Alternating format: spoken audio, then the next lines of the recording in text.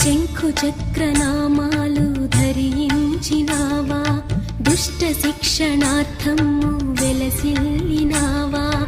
శంఖు చక్రనామాలు ధరించినావా, దుష్ట శిక్షణార్థము వెలసిల్లినావా. ఏడు కొండలపైన కొలువు తీరినావా, తిరుమలగిరి పైన వెలుగొందినావా. ఏడు కొండలపైన కొలువు తీరినావా, తిరుమలగిరి పైన వెలుగొందినావా.